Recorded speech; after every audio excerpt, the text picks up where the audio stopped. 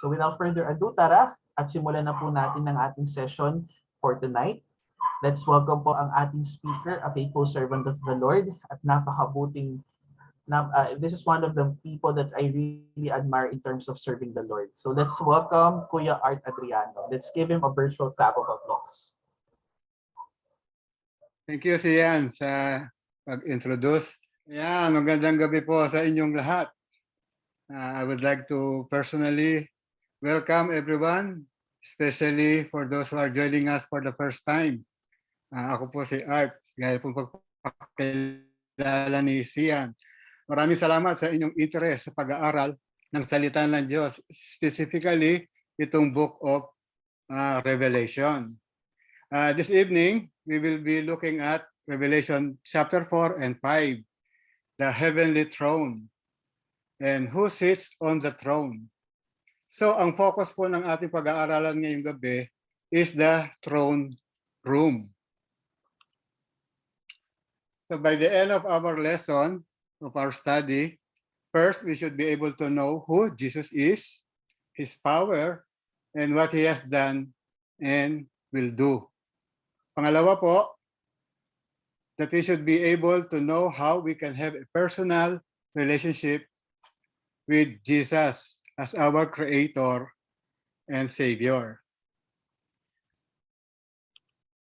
Pero before we go into chapter 4 and 5, magkaroon muna tayo ng maikling review. Dito po sa Revelation 1, verses 9 to 11 and verse 19. Ang author po ng Book of Revelation is John. At sabi dito, he was in the island of Patmos. So si John po, he is the beloved disciple, John the beloved, the disciple of Christ, one of the 12. Sabi rito, he was in the island of Patmos. He was exiled in that island. So when John wrote the book of Revelation, he was in that island. Unlike do sa ibang mga alagad na sila po ay nasentensyahan ng kamatayan, yung iba po ay like si Peter, he was crucified upside down. At yung iba, they died a horrible death. But with John, siya po ay na-exile dito sa island of Patmos. Sabi dito in verse 10, I was in the Spirit, meaning when he was writing the book of Revelation, he was in the Spirit. Ibig sabihin, the God appeared to him in the Spirit. So, sabi rito sa verse 11, write in a book what you see. So dito, papakita ho ni God sa kanya kung anong mangyayari. At sabi rito, send it to the 7 churches. Yan ho yung ating pinag-aralan for the past 3 weeks. No? At dito nakalagay yung 7 churches. And in verse 19, sabi rito, therefore write the things which you have seen, and the things which are, and the things which will take place after these things. So ano kaya yung these things? Okay, Revelation chapter 4, verses 1 to 6. Since ang nabanggit ko kanina, we will focus on the throne, on the throne room. So titingnan lang po natin a few observation dito sa mga talatang ito. Una, sabi dito sa verse 1, after these things I look and behold a door standing open in heaven. And the first voice which I heard, like the sound of a trumpet speaking with me, said, come up.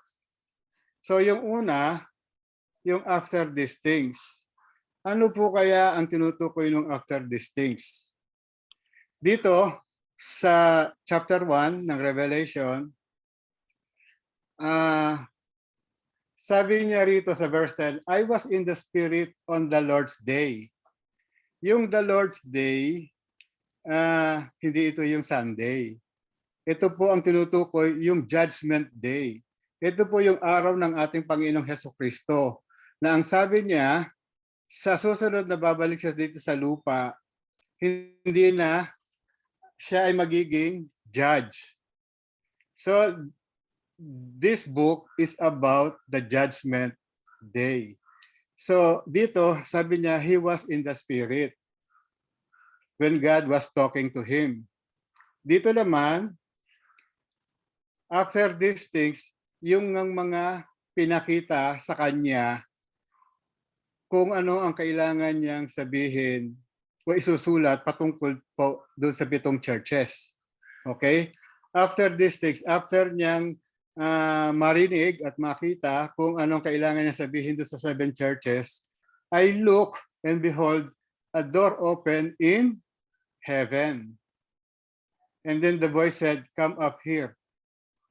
I will show you what must take place after these things. And immediately I was in the Spirit. So in other words, even though yung body ni John ay nasa island of Patmos, in the Spirit, he was taken up to heaven. Okay, so he was taken up in heaven in the Spirit.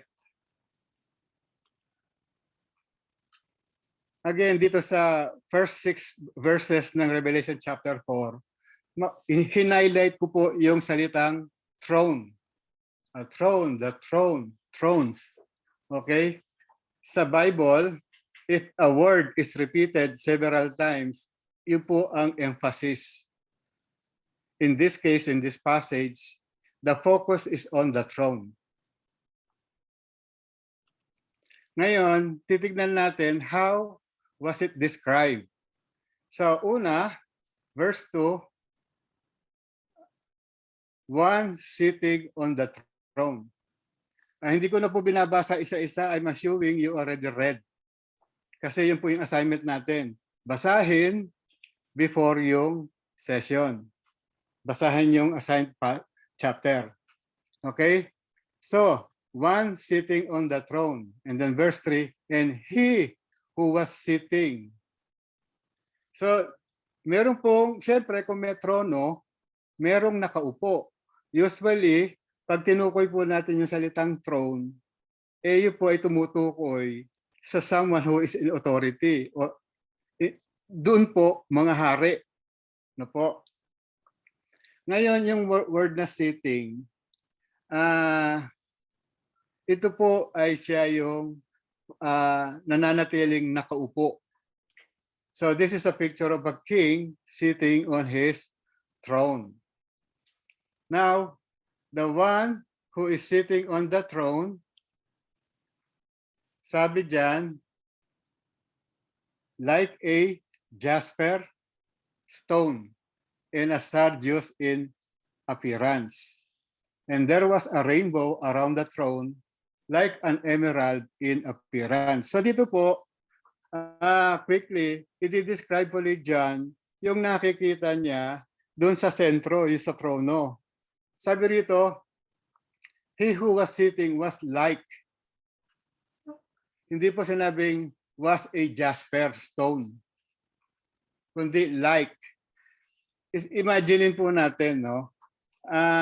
John, during his time, was brought to heaven and seeing future.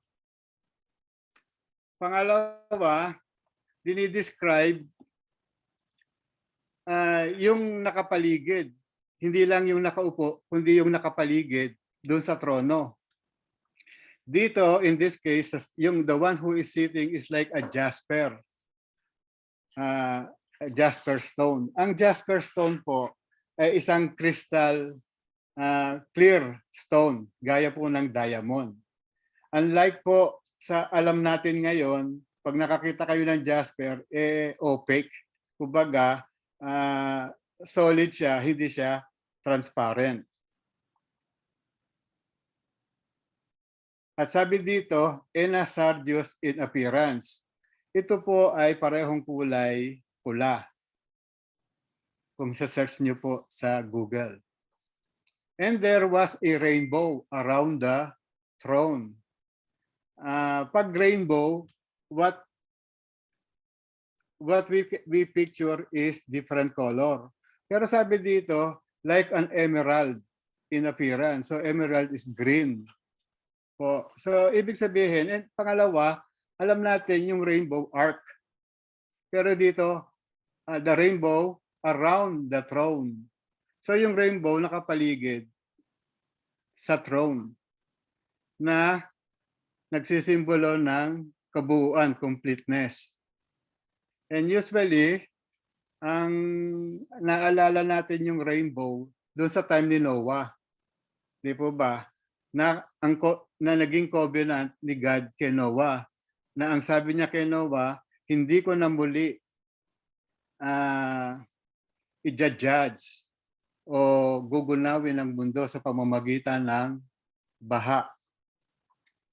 Dito makikita natin yung rainbow also, pinakikita yung God being merciful in His judgment. Nandun pa rin ho yung pagkahabaga ng Panginoon sa paghuhusga ng Diyos sa sanlibutan. So in other words, what John is doing here, I do not want to dwell on the yung mga detalye ng mga pagde-describe niya. Ang gusto lang niyang makita sa atin ay yung beauty ng nakaupo doon sa trono. Tandaan po natin, nung nakiusap po si Moses kay God na sana mag-appear si God, hindi po inalaw ni God iyon. Even though when you read Exodus, sabi doon, and Moses met God. Dito, pinakikita ho na yung karanasan ni John, the beloved apostle, hindi niya completely nakikita ang Diyos because He is a holy God. He is too majestic, no, to be able to see Him face to face. And then, makikita rin ho natin dito sa verse 4, around the throne were 24 thrones. So, nakapaligid doon sa throne na nasa gitna are 24 thrones. And upon the thrones, I saw 24 elders sitting doon sa 24 thrones, clothed in white garments and golden crowns on their heads. Okay? So ngayon, who are these 24 elders? May mga scholars, ang sabi nila, sila yung 12 tribes of Israel at yung 12 apostles. Sila po ay symbol or are they actual beings? Yung po mga scholars ay iba-iba po ang kanilang interpretasyon dito sa 24. Dito po sa binasa ko, yung 12 tribes of Israel and the 12 apostles, isa po yun sa paniniwala. Pero, they are yung pong interpretasyon, makikita lang natin in two major views. Una, that they represent the church raptured prior to this time and rewarded in heaven. Or, ito yung pangalawang view, that they are angels who have been given large responsibilities. Ang source po rito, the Bible Knowledge Commentary. Sa madaling salita, we cannot speculate kung ano itong 24 elders. Ang maliwanag lamang po, sila ay nakapaikot doon sa throne, doon sa kung saan nakaupo ang ating Panginoon. Okay? So, sabi rito, verse 5, out from the throne came flashes of lightning and sounds of peals thunder.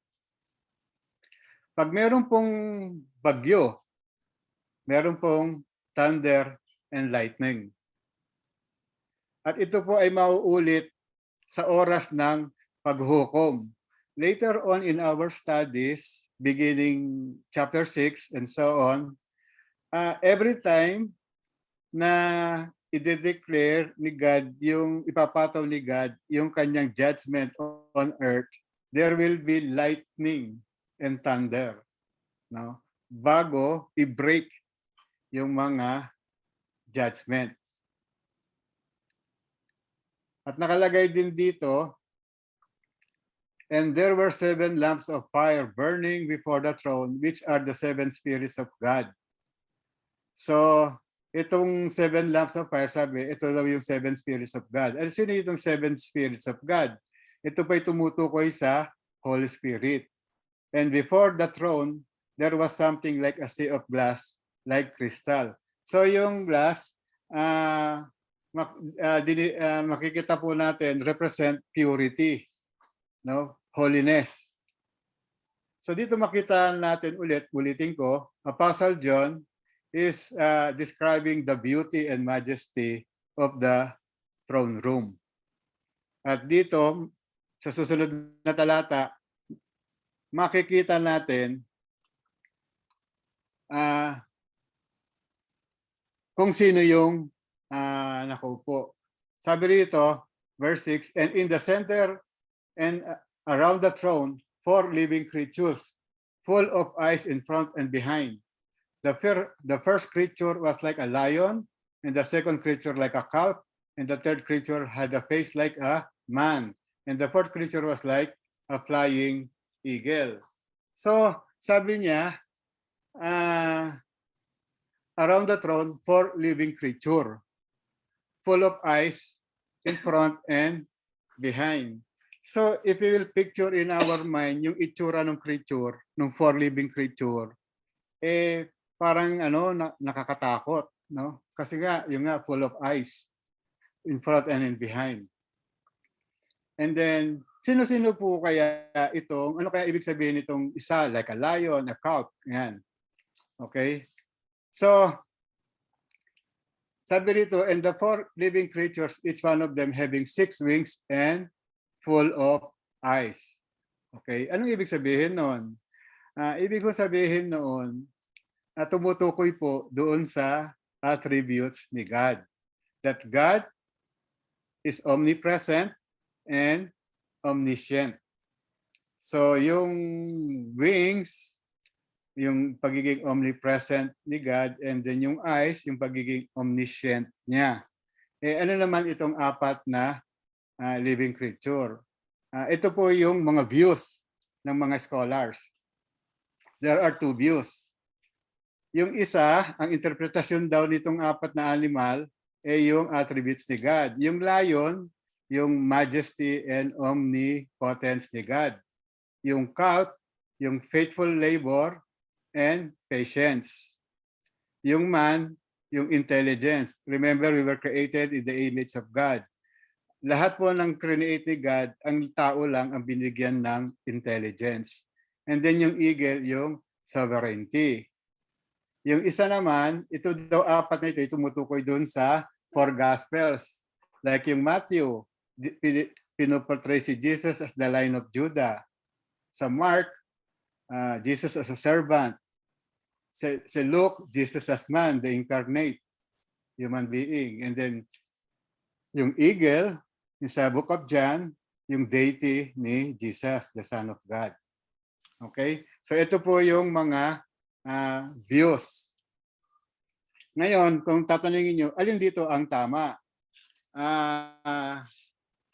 Ito po ay interpretasyon ng mga scholar. So we need to develop our own views or conviction. So I would like to encourage you to personally study the Book of Revelation. Especially ito, kasi nga ang dami niyang mga description si John na hindi niya in-specify clearly.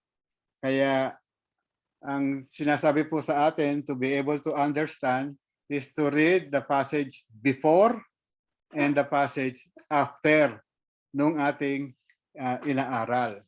Okay?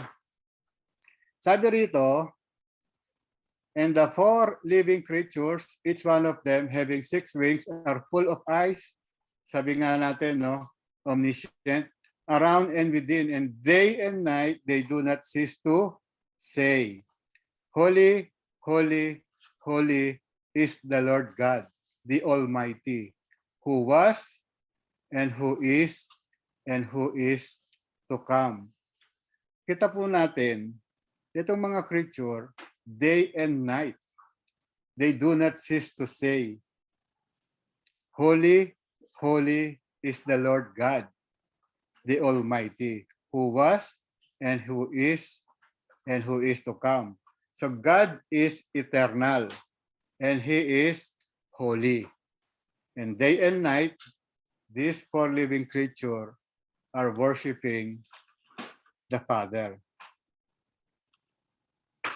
At dito, sa verse 9, nakalagay dito, the living creatures give glory, honor, and thanks to Him who sits on the throne, to Him who lives forever and ever.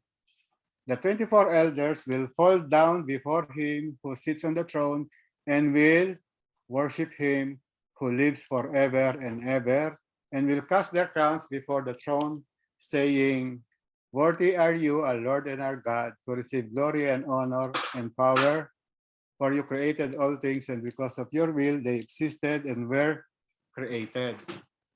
So dito makikita natin na itong mga living creature were worshiping God.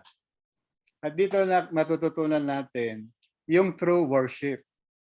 Worship is giving worth what is due to God. In this case, nakita po natin, they are worshiping who God is, yung kanyang attributes, that He is eternal, that He is powerful, that He is our Creator. Sabi rito, you created all things, and because of your will, they existed, and were created. Ano pong ibig sabihin nun? When God created the heavens and the earth, He spoke. He spoke and it happened. So He created out of nothing, according to His plan and will. So the 24 elders cast their crowns before the throne. Kanina po nabasa natin na yung 24 elders, meron silang crown sa kanilang mga ulo.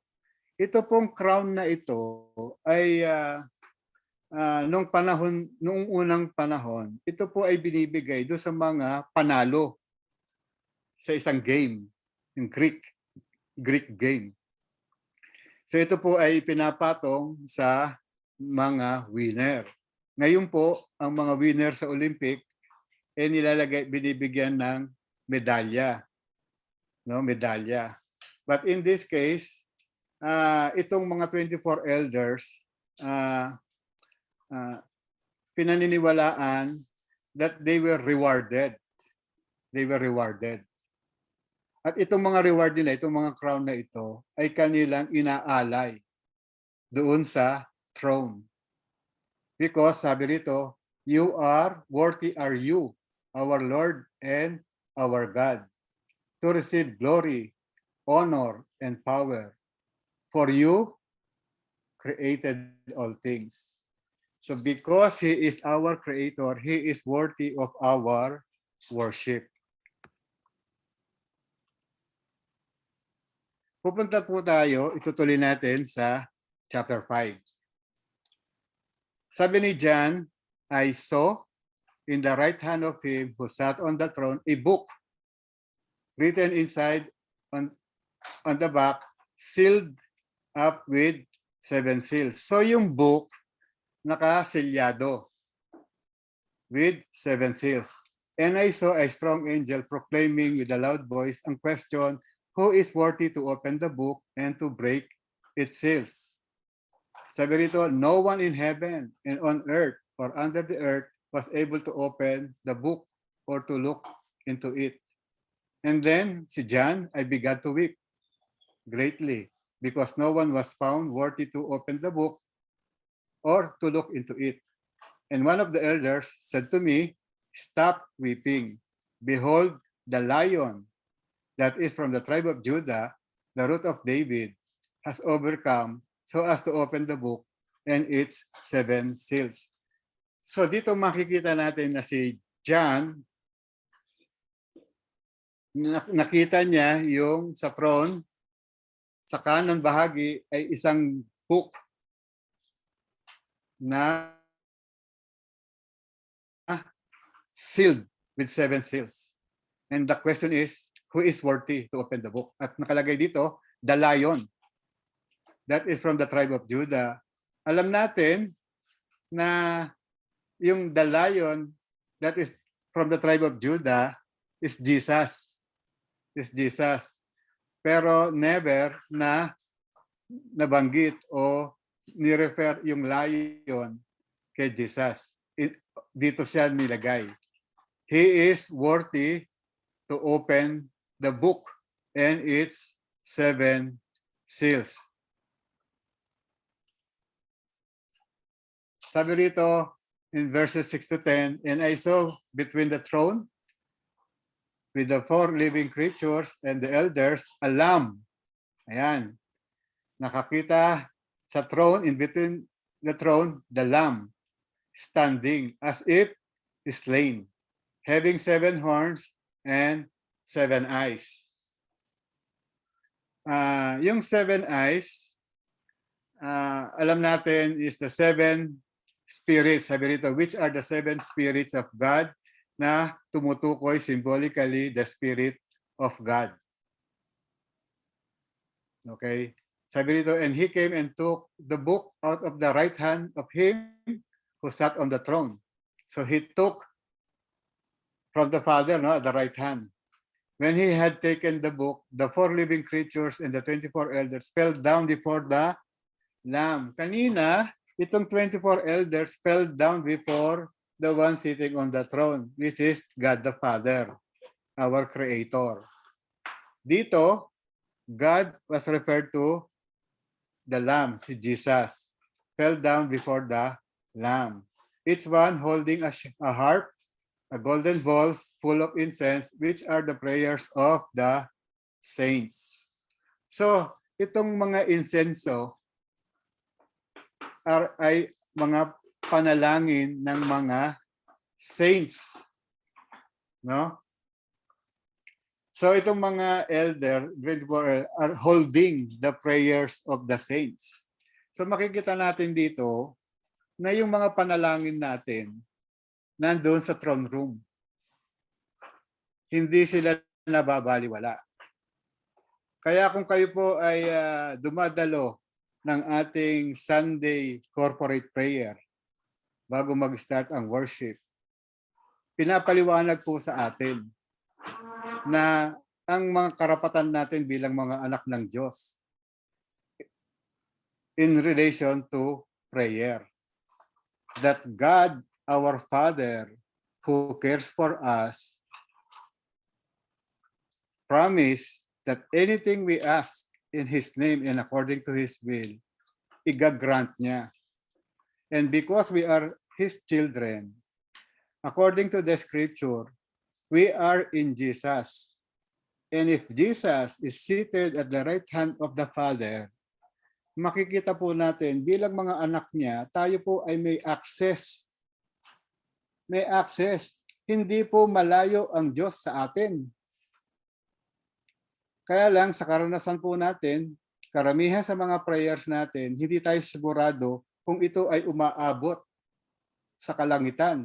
Baka tumatalbog lang sa ating mga bubong o sa ating mga ceiling. Mga kapatid, if we do not know this right, these privileges, malaki pong kawalan sa atin ito kasi we are living in poverty. We are living in ignorance of our resources bilang kanyang mga anak.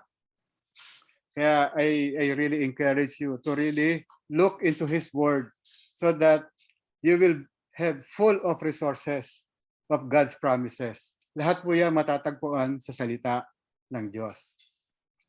Tuloy po natin. And they sang a new song saying, "Worthy are you to take the book and to break its seals." Bakit? For you were slain and purchased for God with your blood men from every tribe, tongue, people, and nation. Ibig sabihin ho, darating yung time doon sa Judgment Day where everyone will worship Jesus because He died for us.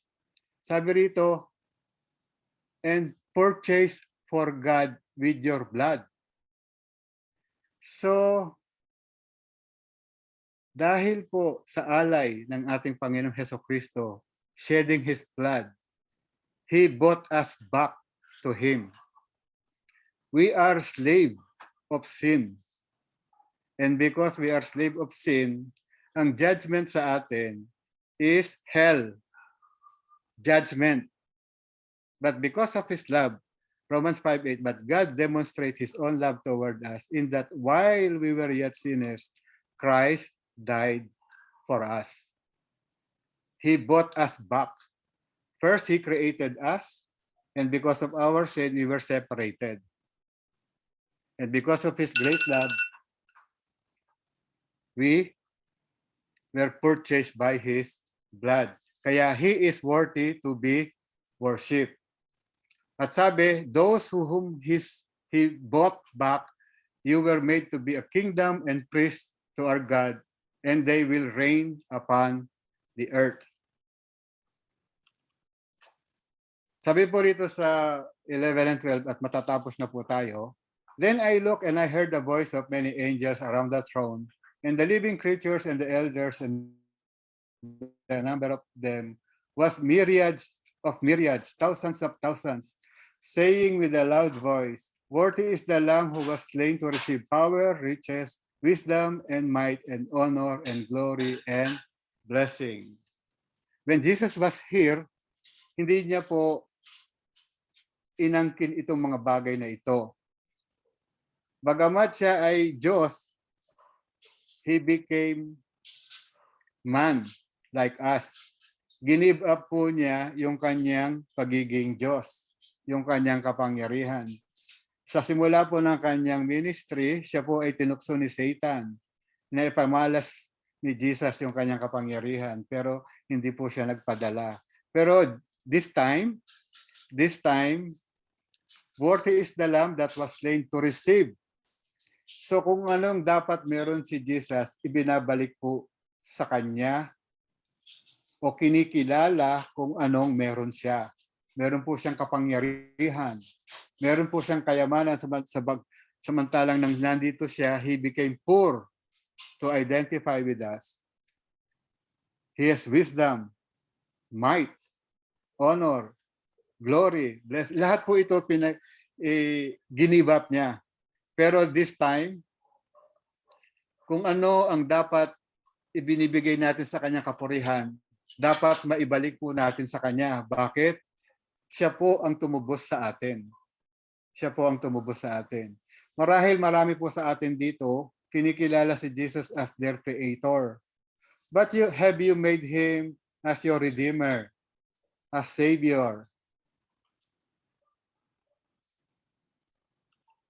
And then lastly, and every created thing which is in heaven and on earth and under the earth and on the sea and all things in heaven, I heard saying, to Him who sits on the throne and to the Lamb be blessing and honor and glory and dominion forever and ever.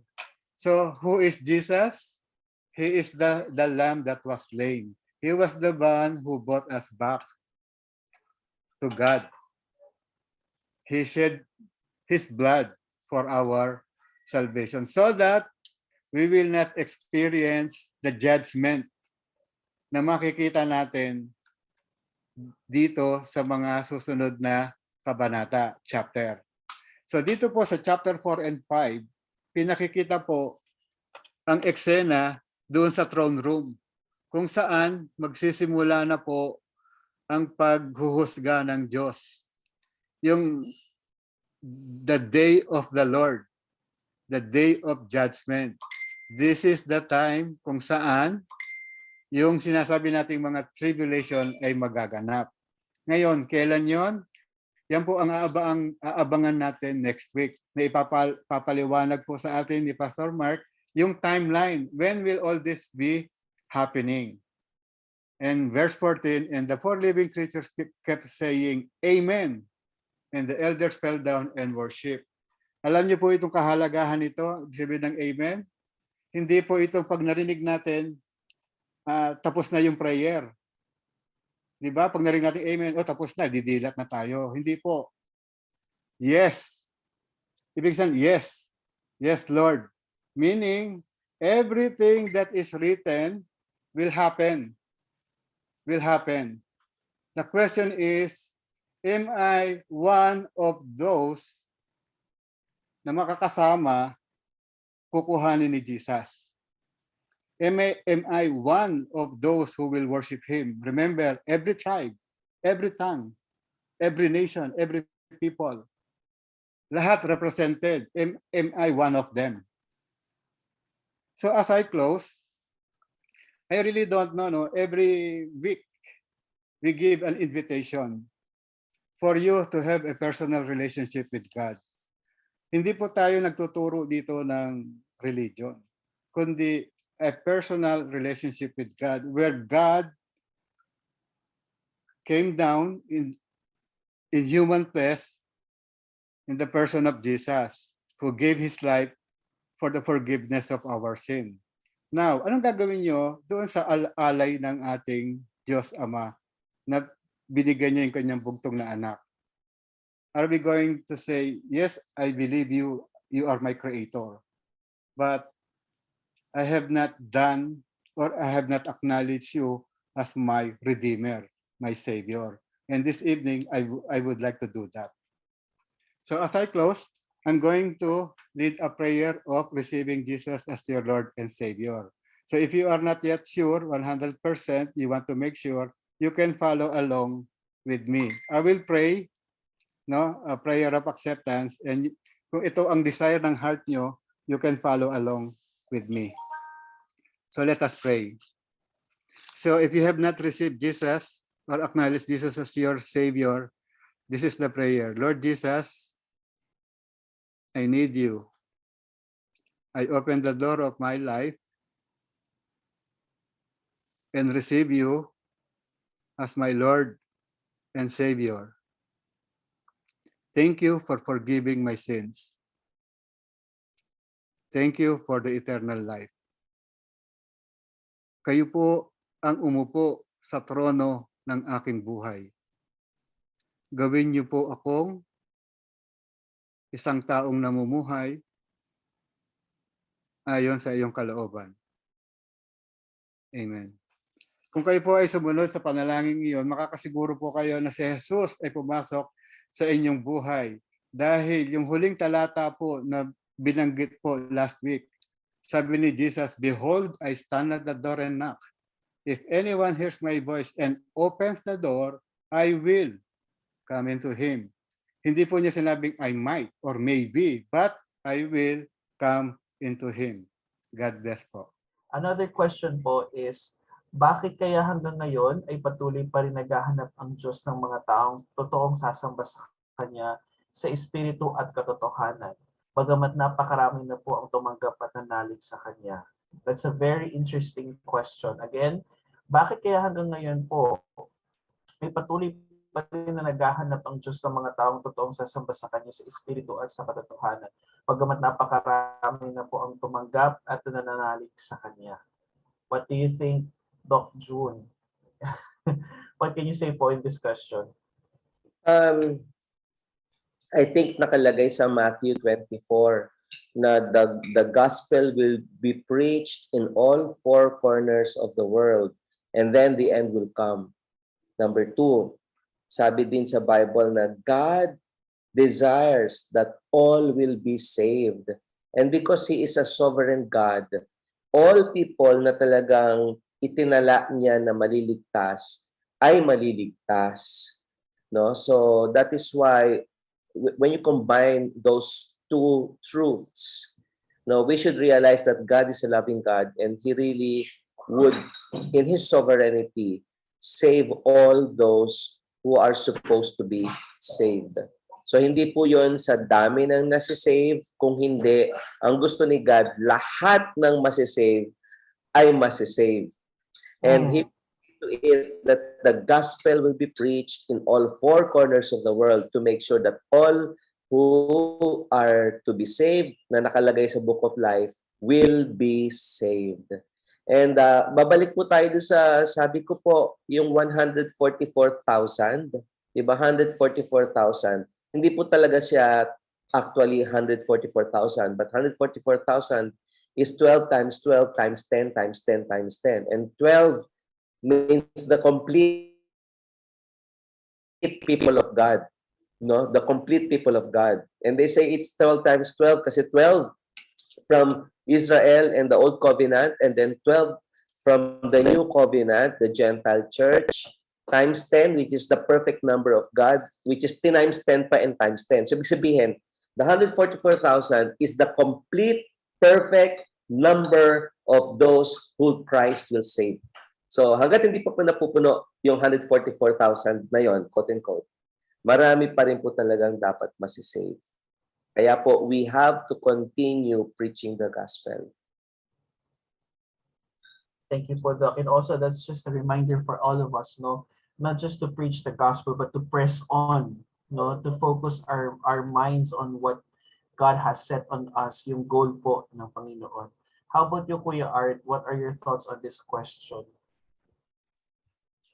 Basahin ko lang yung question. Actually, sa ano yun eh. John 4:23.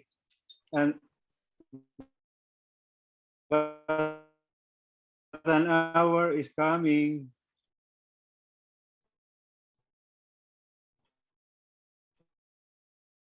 and now is when the true worshiper shall worship such people. Ang conversation kasi ni Jesus dito with the Samaritan woman, nung sinabi ng Samaritan woman, sabi niyo mga Hudyo, diyan sa Jerusalem.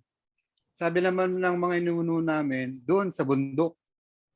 So dito, yung concept o yung belief that God is only in one place. So sabi ni Jesus, no, there will come a time when people will worship in spirit and in truth. In other words, anywhere we can worship God. Kaya nga dito sa isang question ko sa discussion question, how can we practice worshiping God as a way of life? Kasi worshiping is giving worth to our God, who God is. No, hindi yung we always complain to God. When we always complain to God, we do not give worth. We are not worshiping God. No, we, in a sense, we accuse God of unfaithfulness. Or we really do not know who God is. So, why does God still continue seeking true worshiper? Kasi, sa karamihan sa tao, pinaliwanag din ni Doc John, kino-confine din natin yung worship sa araw. Halimbawa, linggo. Araw ng linggo, araw ng pagsamba. So hindi talaga siya araw ng pagsamba, kundi it's an activity that I have to do every week. Part lang siya ng schedule ko. If that is the case, I'm not really worshiping God. So I don't know if you get my na hindi siya isang bagay na kailangan kong gawin. Kundi nakita natin sa chapter 4 and 5 ng Revelation is nakita nila yung awesomeness and greatness ni God. That's why they kneeled down, they bowed down and worship God. I think those of us who can experience this, ma-amaze din tayo yung sa greatness ni God. Parang yun lang yung gusto kong anuhin na yung na until we learn to really see God, who God is, form lang yung ginagawa nating worship. It's just a form. Yes po, actually. So, I remember po nung diniscuss niyo po yun in John chapter 4 verse 23 na yung pong sinasabi po ni Kuya Art is just a form. Pero the worship of spirit and truth really lies in the lifestyle of a Christian. Because that's what really worship is all about, if I'm not mistaken. Ang tunay na pagsamba or ang tunay na pag-worship sa Panginoon ay hindi lang yung basta ginagawa natin every Sunday on church, singing praises, clapping our hands to the Lord, but actually even even when we read His Word, we pray, actually we fast, and the way we interact with people, that is also part of our worship. Because worship is a lifestyle. Diba po? Actually, ang dami po nating questions. Mukhang kulang po yung oras po natin. But I'll just go to the next question po. In connection po with the question of Miss Shirley and Miss Cherry May. Ask ko lang po kung mamatay po ba ang tao ay diretso na sa heaven tulad po sa story ni Lazaro at ng rich man po. Kasi sinasabi na matutulog daw yung soul natin and wait for final. Surely, are the souls of the dead with God while they wait for the second coming? Oh, mukhang ano ra. Medyo tough yung mga questions po natin. Kuya Robert, what are your thoughts po on this question? Natutulog daw po ba? Parang diretso na daw po ba sa heaven yung ating spirit if pamatay daw po tayo kaagad? Just like the story of Lazarus. Kasi may nagsasabi daw po, natutulog daw po yung soul or yung spirit natin while waiting for the final judgment. Alam ko sa GLC to eh. Actually, So, actually po doon sa story nung The Rich Man and Lazarus, doon pinapakita yung two sides nung soul na kung saan yung isa na naging submissive sa kalooban ni Lord, which is sa representation ni Lazarus, napunta po siya kay Abraham's bosom. While yung isa po na yung rich man dito na pinapakita napunta po sa Hades or hell. Kung titingnan po natin, ang problema po ron hindi pagiging rich man at hindi rin pagiging poor. It so happen na yung rich man po ay nakalimot siya sa Diyos na kung saan siya ay siya ang pinagmulan ng lahat na kung ano man meron siya during that time. And isa pang naging problema niya ay yung time na siya ay naging sakim or sabihin natin greedy na never siyang nagbigay dun sa mga mahihirap na pwede niyang matulungan during that time. So ang greediness kasi is a sin, that's why napunta siya sa hell. Pero ang tanong natin is, paano po ba yung soul? Matutulog po ba? Actually, yung Abraham's bosom dito is representation na nandun din siya sa side ni God. Although, hindi pa siya yung heaven na tinatawag.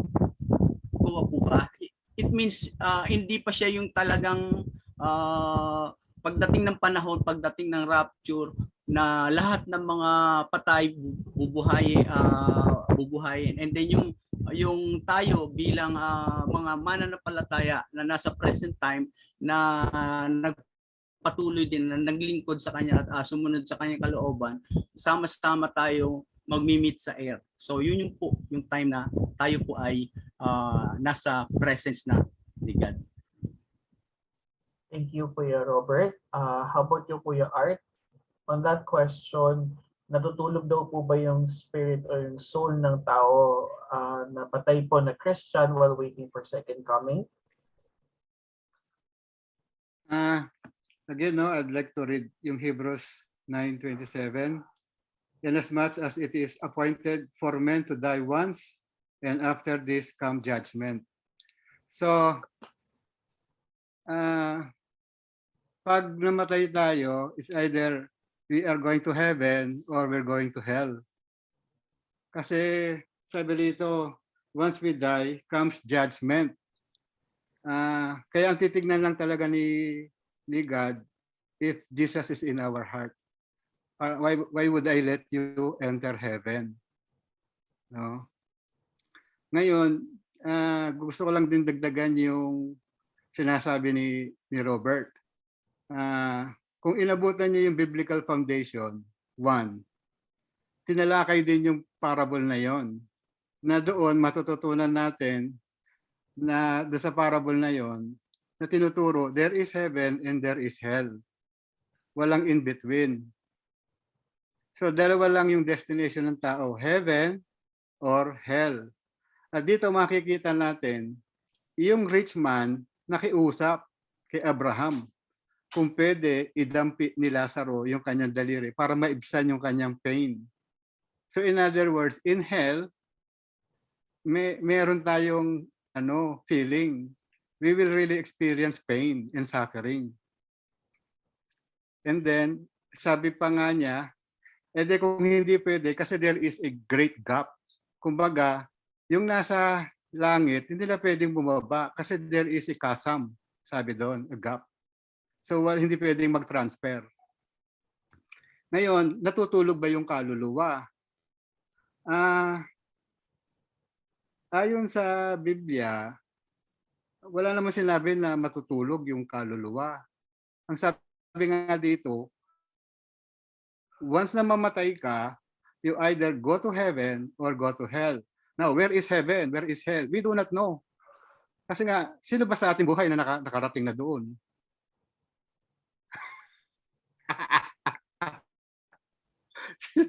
Hindi, tsaka di ba may narinig tayo, oh, I went to heaven, I saw God in white clothing. Yan, mga galing, mga testimony.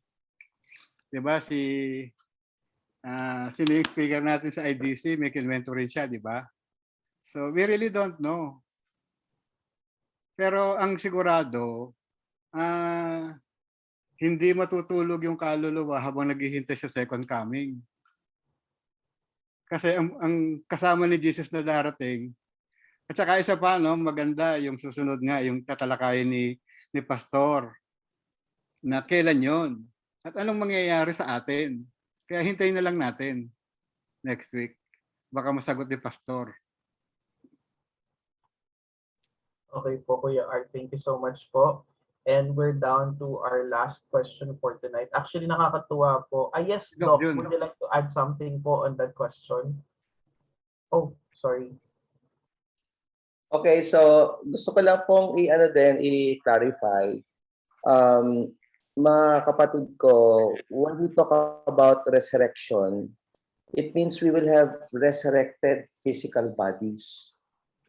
Right? We will have resurrected physical bodies. And yung nga daw sabi, it will be the most handsome physical body siyan. So pagdating ng ating resurrected body, macho na tayo noon. Sa marami na akong buhok, no? So the reason why I'm saying that is because when we die, when we see the word and we are sleeping, it's actually our physical body is sleeping. No, it's sleeping, it's lying on the ground. Pero our soul goes to heaven if we are in Christ. Now, how do I know that? Sabi nga ni Jesus dun sa thief on the cross, today, you will be with me in paradise. Now, today, you will be with me in paradise. Sabi din ni Paul sa Philippians, no? Having the desire to depart and be with Christ, for that is much better. Yet to remain in the flesh is more necessary for your sake. Si Jesus then, the day that He died on the cross, sabi niya, Father, into your hands I commit my spirit. Now, so there are many proofs that the Bible is saying that for us believers, when we die, we go to the presence of the Lord. No? Sabi ni Stephen, behold, I see heaven opening up and the Son of Man is there. He's waiting for me. Diba? Si Stephen, nakita niya si Jesus. Sa Transfiguration, lumabas si Moses at saka si Elijah who are dead, but they are spiritually alive. No? So, sabi din ni Paul sa 2 Corinthians, absent from the body is to be at home with the Lord. So, brothers and sisters, this is one comfort that we will all know. That when we are going to breathe our last breath, I'm sure the next person you will see is the Lord. Wag po natin tatanggalin yung hope na ito. But while our souls are in the Lord, no, we are blessed to be in the Lord.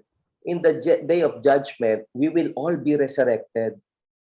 We will all be resurrected, and we will now be united to our glorified bodies. No, and in that way, we will be with the Lord na talaga, not only spiritually but also physically. Now, what about those who are not in the Lord? No, actually, ang nagpapagulo po dito, mga kapatid ko, is the word hell. The word hell kasi is a generic English word na tinranslate nila sa lahat ng mga ibang different words ng Hebrews. Like Hebrews have different words for hell. May Sheol, kung alam niyo yung Sheol, di ba? Narinig niyo yan, may the pit, may the abyss, may Hades, may lake of fire, may Gehenna. So ano yun? Iba-iba yun. And that's a different talk. We can talk about that for another topic. Pero in essence, there is also a Sheol where it is parang sinasabing under the ground or in darkness, in the absence of the Lord, where people who do not have Jesus in their lives will remain. Habang tayo ay with the Lord, they will remain in darkness until the judgment day. Ang final hell na pupuntahan nila is the lake of fire, kung saan dun na talaga sila mapupunta. But in the meantime, meron pong holding area while we all remain waiting for the final day where we will all be resurrected. Tanong, is that place purgatory? No? Is that place purgatory? Of course not, kasi looking into that parable, actually, you know, guys, we call it a parable, but do you know that that is the only parable with a true name? Hindi niyo ba napansin yun? Kasi all parables, there was once a father and a prodigal son, di ba? There was a man, there was a master, there was a king, there were two slaves, walang pinapangalanan. That is the only quote-unquote parable in the Bible na merong name, pinangalanan talaga. So I think it is beyond a parable. I think this is a true story that Jesus is giving us an example. And during that time, when the rich man died, there was no hope.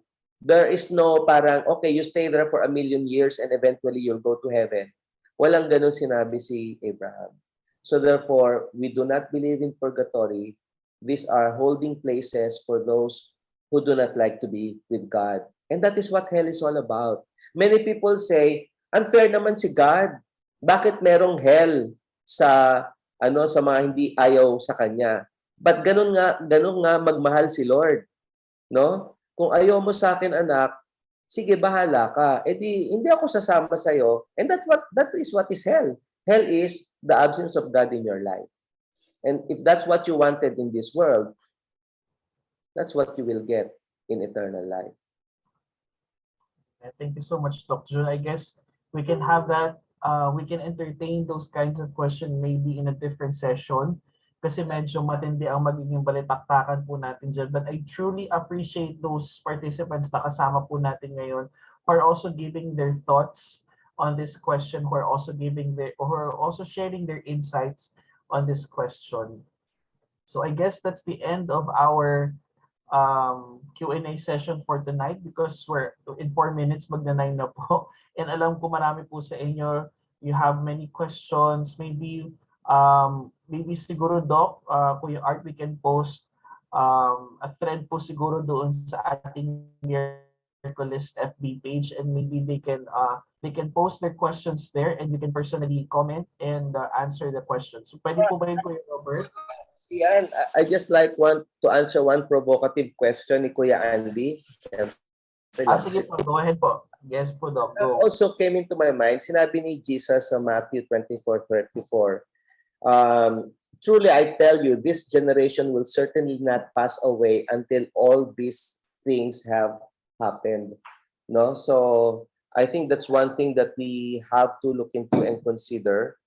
Pero I'm trying to get the full context of that verse.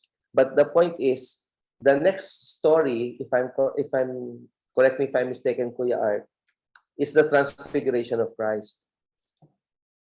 Okay.